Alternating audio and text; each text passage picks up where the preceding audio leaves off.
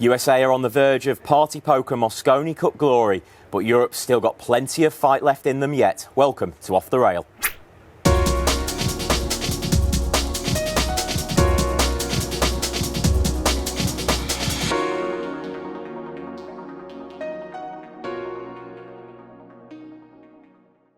So USA lead the Party Poker Mosconi Cup 9-6 after winning another session 3-2. Ted Lerner, Karl boys with me again for more Off the Rail. Ted, your assessment of yesterday's session? Another great workmanlike performance from Team USA following the game plan of Coach Johan Reischenk and Jeremy Jones.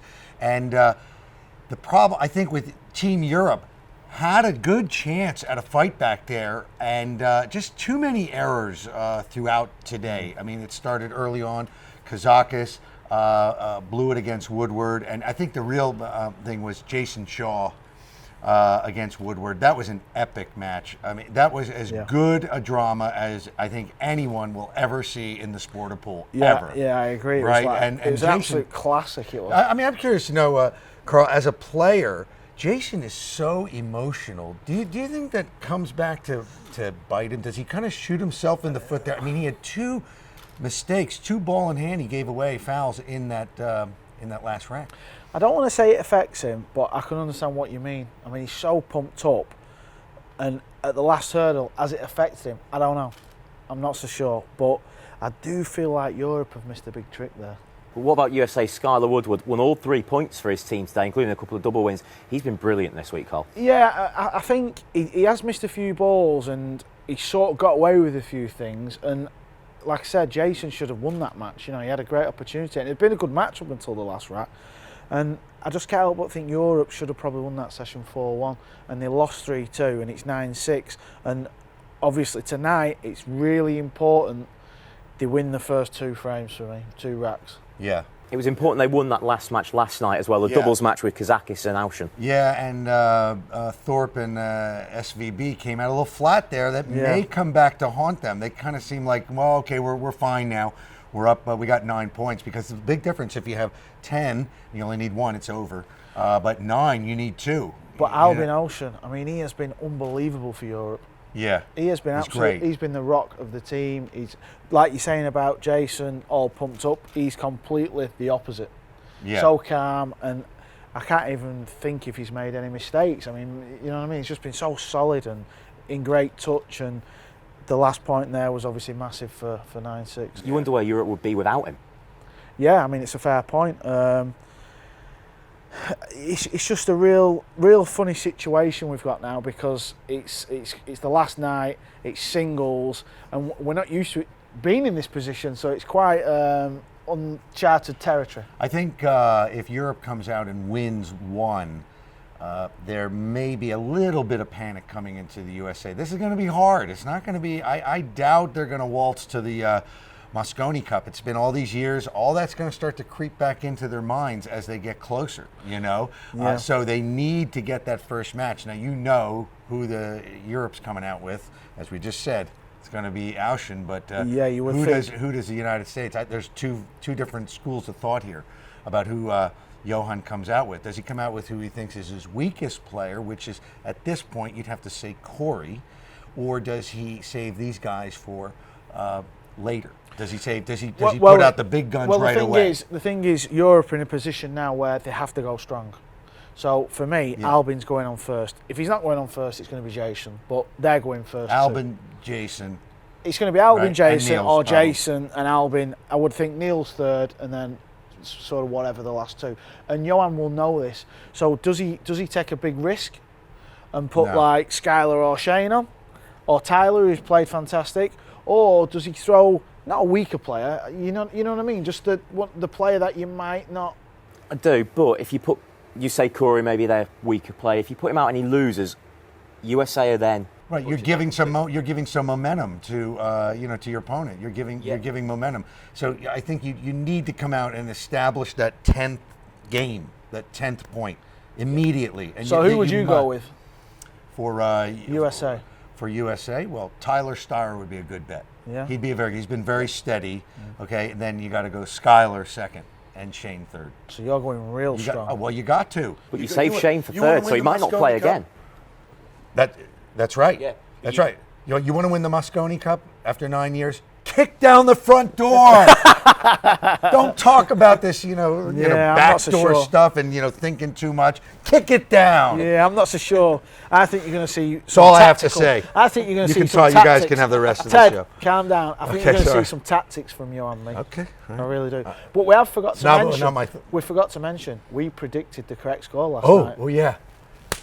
2 out of 3. They did. I was at the session last night. 9-6, we called it. They did. Ted, you need to go and calm down. While you do, we'll hear from Johan Roysink. Will he kick the door down? While you get a glass of water, we'll chat about last night's session. But for now, here's Johan Roysink. How difficult was it to get my players? I couldn't even stay cool. It was an incredible atmosphere, incredible match.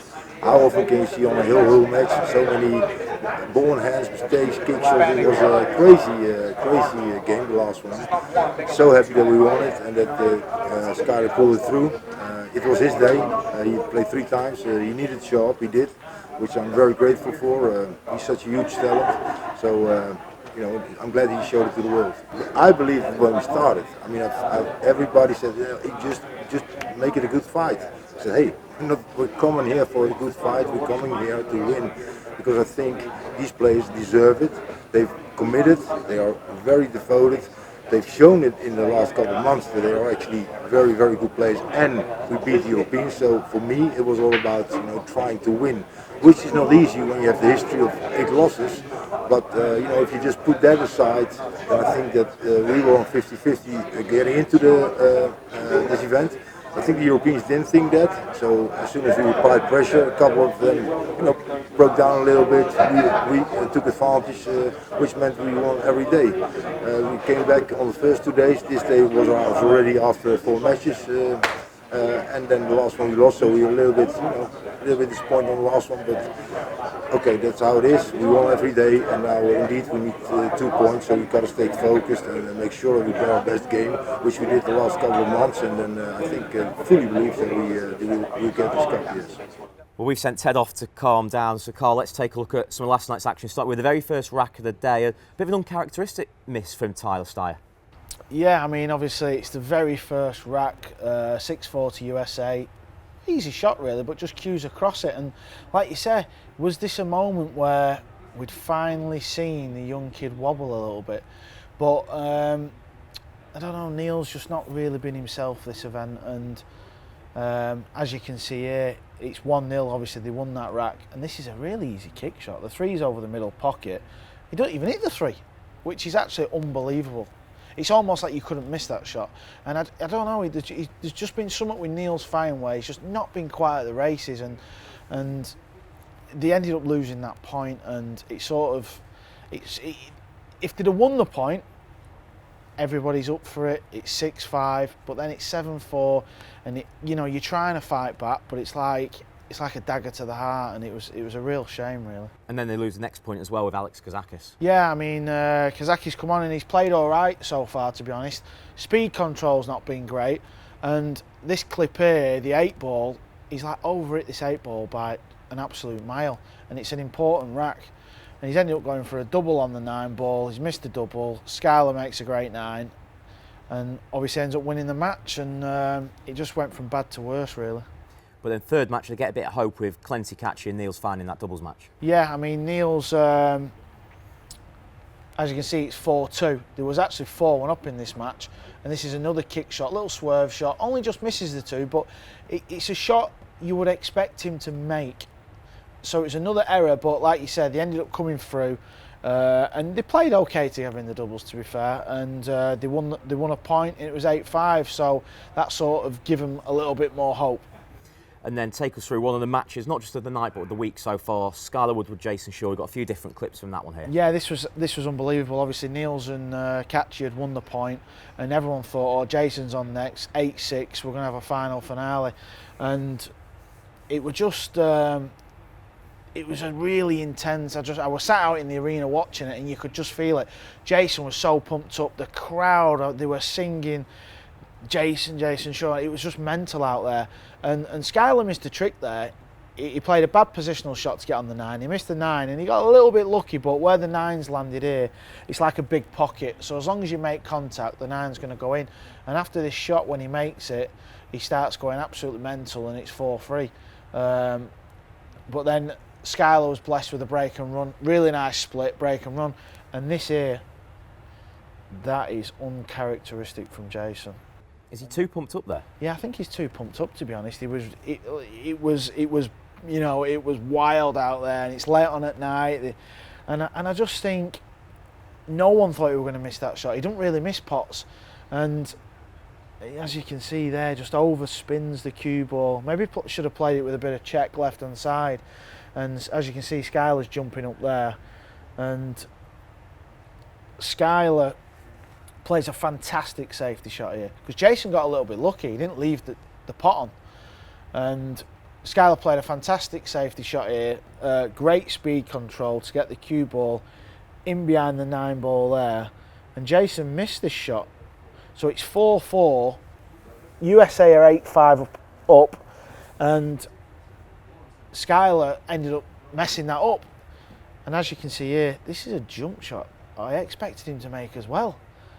I spoke to Jason after the match and said, did you have to jump over the 8?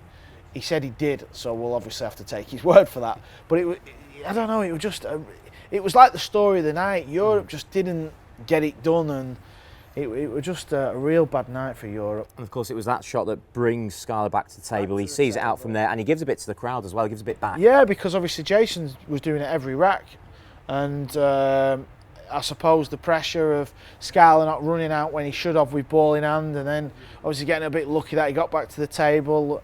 He obviously just, you know, the pressure's come out, the emotion, and 9-5, it was such a big blow for Europe because you could sort of just feel it in there. 8-6 with a doubles match left. Could it be 8-7? And it was a real big point there that Jason lost.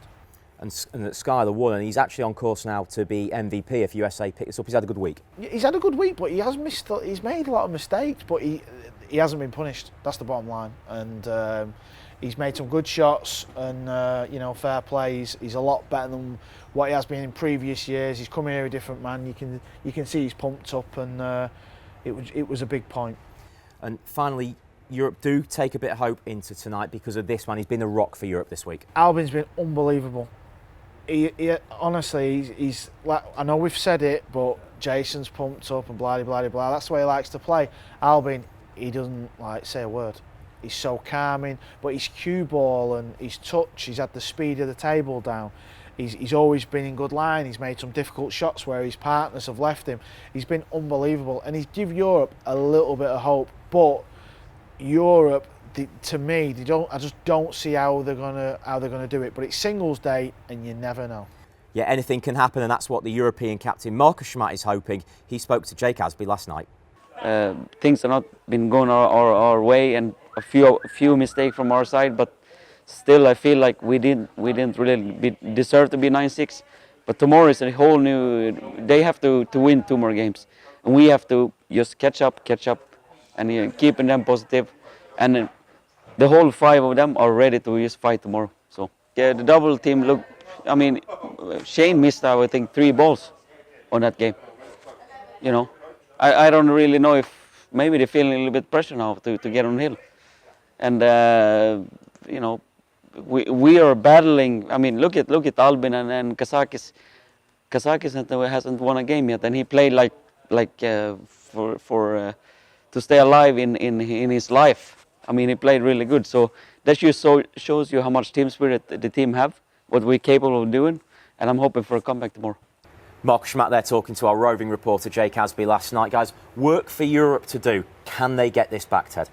Absolutely. It's just, you got to like put it in segments. They need 2. Okay? 2 will make it 9-8. 9-8 is panic time for USA because they haven't won it in almost a decade. So at that point, you know, the questions are going to start to come in. So just got to win 2. That's it. That's all Europe has to do. And if they do that, that crowd is going to be up for the battle. Epic.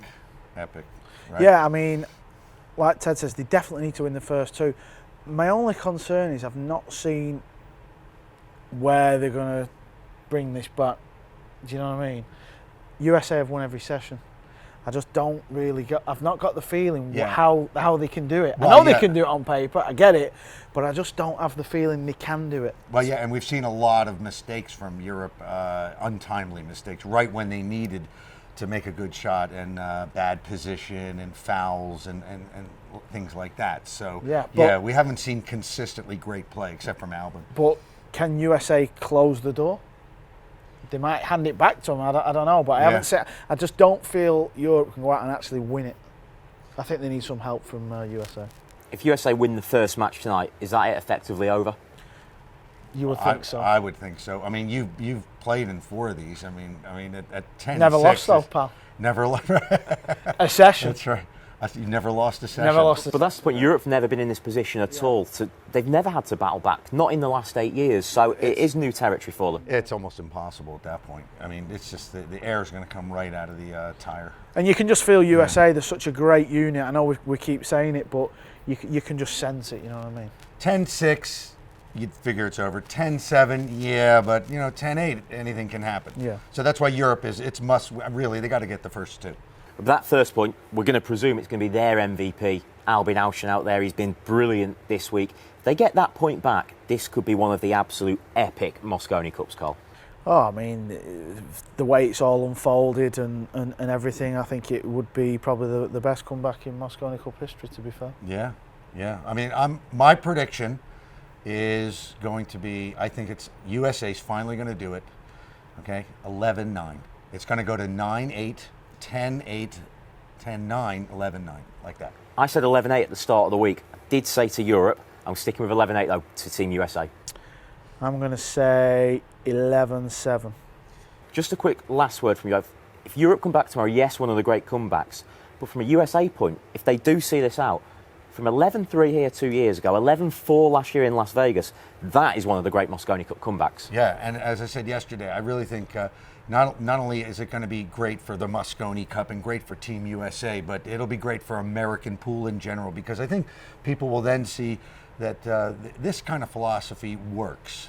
Training, fundamentals, traveling, get out of the country, go to different environments, and they'll believe in this coaching philosophy. Maybe it'll take off. Maybe they'll have more and more guys come over and coach and adopt this kind of philosophy. It could be a great thing in general for the American pool scene. Well, it's all set up for an absolutely epic conclusion. Wherever you are, make sure you don't miss it. And we'll be back at the end of the session live in the arena with the champions. Who will that be, Europe or USA? Tune in tonight to find out. Goodbye.